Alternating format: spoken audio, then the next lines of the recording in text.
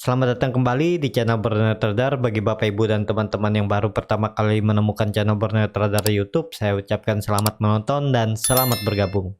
Seperti biasa, di akhir pekan saya akan menganalisa saham-saham yang di-request oleh Bapak Ibu dan teman-teman. Yang pertama ada PLN, kedua BSD, ketiga CTRA, keempat SMRA, kelima Piwon, keenam ASRI, dan ketujuh LPKR. Kita langsung saja ke saham pertama. Saham pertama ada PLN. APLN pada hari Jumat kemarin ditutup naik tipis 1,29%, setelah hari Kamis dia turun 6,6%. Kalau harga 156. Kalau dilihat transaksi hari Jumat net buy. Kalau dilihat dari broker Smarinya terlihat ada akumulasi di saham APLN di hari Jumat. Kita langsung saja ke teknikalnya. Secara teknikal APLN sudah di area support dan tutup pas di supportnya 156, tapi terlihat volume tidak ada ya, jadi masih sangat perlu hati-hati, walaupun itu bisa dikatakan support neckline-nya ya, setelah dia membentuk rounding bottom. Dan juga kalau dilihat ini adalah neckline-nya dan ke atas 22%, dia ke bawah harus 22% juga. Nah ya, ini udah area ideal ya, harusnya seperti itu. Tapi belum bisa spekulasi buy. Yang sudah punya bagaimana? Ya kalau siap dibawa ke 136 buruk-buruknya, ya bisa hold aja. Tapi kalau nggak mau dibawa ke 136, kalau besok di minggu depan dia breakdown dari 148, mending cut loss saja dulu ya.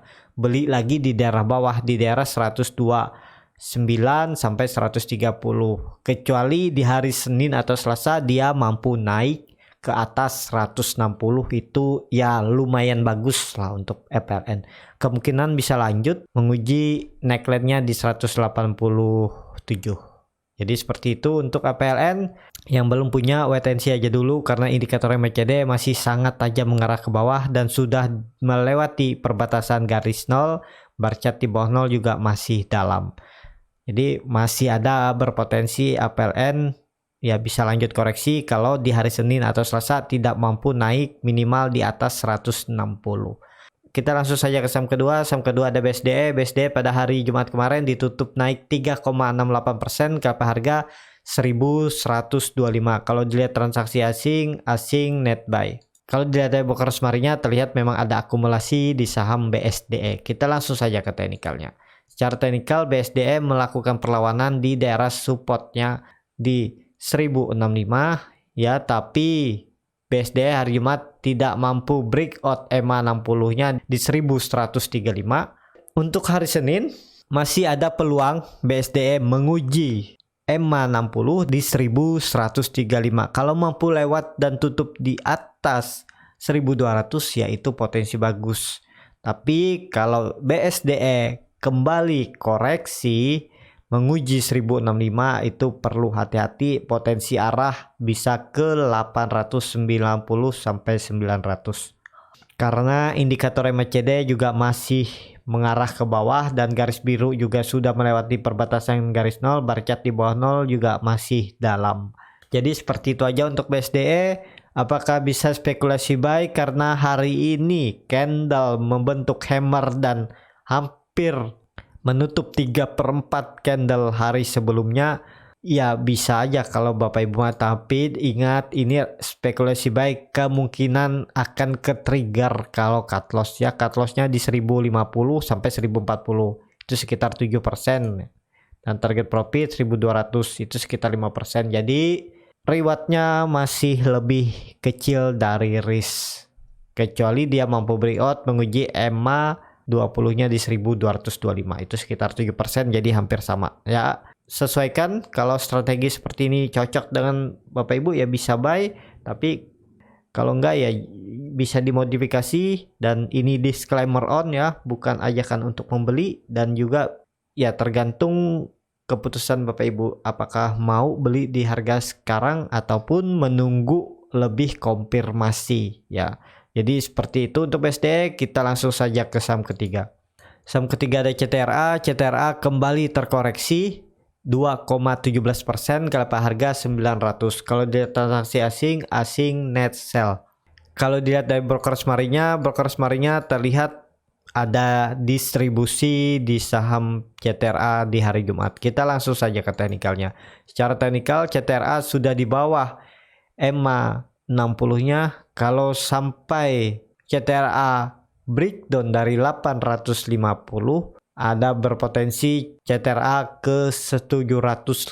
Kalau Bapak Ibu bisa perhatikan, ada gap kecil di 865 sampai 870. Apakah bisa mampu dipertahankan? Ya, kita lihat ke depannya aja ya. Apakah bisa spekulasi buy? Kalau mau spekulasi buy, nunggu di daerah 850 sampai 860 bisa spekulasi buy.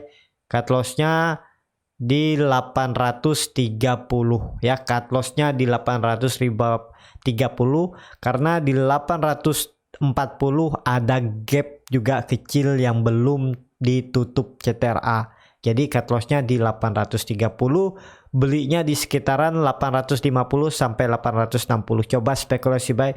Cuman dengan resiko ya, karena trading di saham downtrend itu ke-trigger cukup besar potensinya. Ya, beda cerita kalau trading di saham uptrend ya, kadang harga cut loss nggak disentuh. Jadi seperti itu aja untuk CTRA, masih sangat tajam mengarah ke bawah, bar chart di bawah 0 juga makin dalam. Kita langsung saja ke saham keempat. Saham keempat ada SMRA. SMRA pada hari Jumat kemarin ditutup di level harga 695 sama harga penutupan pada hari Kamis. Pada hari Kamis SMRA terkoreksi 6,08%. Kalau dilihat transaksi asing masih terus jual saham SMRA ya. Jadi dari bulan 12 malah 2020 Desember. Kita cek broker smarinya. Kalau dilihat dari broker smarinya terlihat memang ada distribusi di saham SMRA, yang distribusi juga broker-broker asing ya, RX, JP, AZ dan MG. Kita langsung saja ke teknikalnya. Secara teknikal SMRA masih belum, menurut saya juga masih berpotensi ke bawah menguji 625 EMA 200-nya. Mending nunggu di daerah bawah ini lebih aman ya. Kalaupun besok dia lanjut atau rebound ke arah atas ya udah biarin.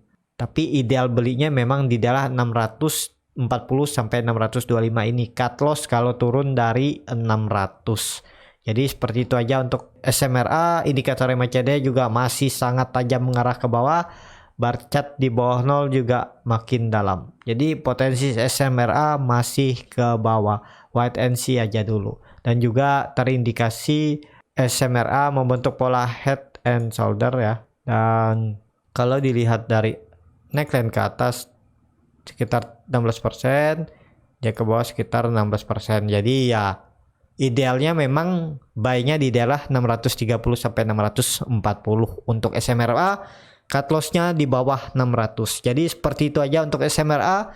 Kita langsung saja ke saham kelima.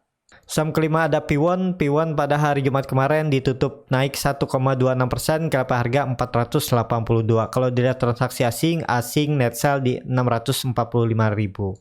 Kalau dilihat dari broker smarinya terlihat memang ada distribusi di saham P1 di hari Jumat. Kita langsung saja ke teknikalnya. Secara teknikal P1 juga teknikal reboundnya ya belum bisa atau perlu sangat hati-hati ya. Kecuali hari Senin atau Selasa dia lanjut minimal tutup di atas 500. Kalau nggak bisa tutup di atas 500 ya berpotensi P1 ke daerah 440 menguji supportnya, karena di 405 sampai 460 itu ada gap kecil, dan juga di 430 ada gap yang terbuka lebar ya. Jadi masih banyak gap juga di bawah, dan juga di bawah 380 juga ada gap. Tapi kalau ke 380 itu sangat kecil menurut saya kemungkinan untuk P1 ke harga tersebut. Mentok-mentok P1 paling akan membuat shadow panjang di daerah 420 menguji EMA 200-nya. Jadi untuk P1 wait and see aja dulu. Tunggu di daerah 440 itu ideal untuk buy, dan cut loss di bawah 420. Jadi seperti itu aja untuk P1.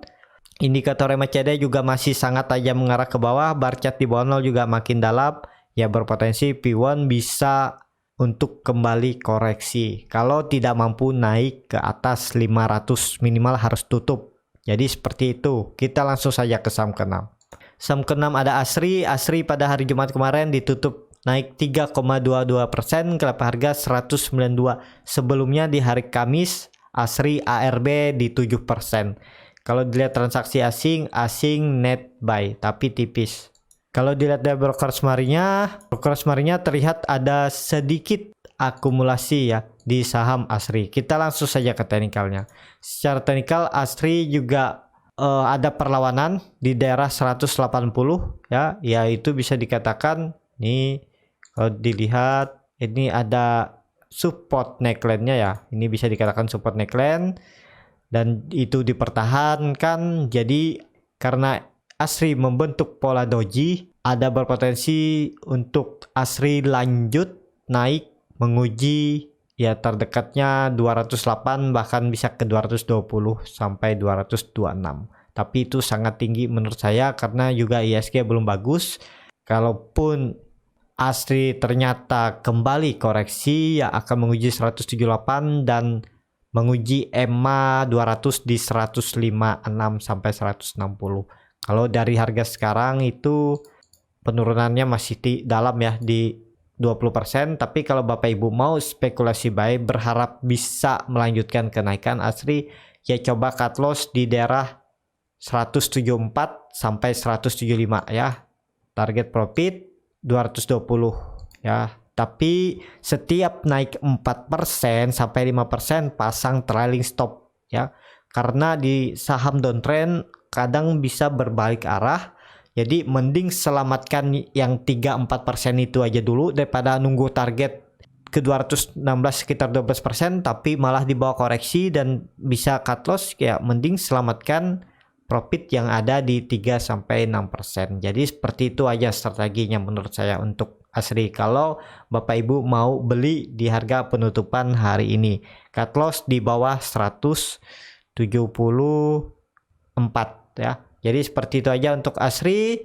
Kita langsung saja ke saham terakhir. Saham terakhir ada LPKR. LPKR pada hari Jumat ditutup naik tipis 1% ke harga 175. Sebelumnya di hari Kamis LPKR tutup auto reject bawah turun 6,98%. Kalau dia transaksi asing malah net buy di hari Jumat. Kalau dilihat dari broker semarinya terlihat memang ada akumulasi di saham LPKR yang akumulasi KZ BK ya. Kita langsung saja ke teknikalnya. Secara teknikal LPKR melakukan perlawanan di daerah supportnya, support EMA 200 dan support yang ditarik garis dan juga itu support atau neckline double bottomnya ya. Dan dari 163 LPKR naik ke 175 sekitar 7%. Jadi sekitar 7% dan kemungkinan untuk lanjut ada cuman ya sekarang udah tinggi ya. Kalau Bapak Ibu mau cut loss di 160 di bawahnya ya boleh. Tapi kalau belum siap cut loss di bawah ya udah jangan wait and see aja dulu ya. Tuh cut lossnya sekitar 10% dan target profit 9% dan 10% juga di 194 sampai 195. Tapi kalau Bapak Ibu yang punya dari daerah bawah ya follow the trend aja. Maksudnya follow the trend, kalau besok dia lanjut naik pasang trailing stop aja.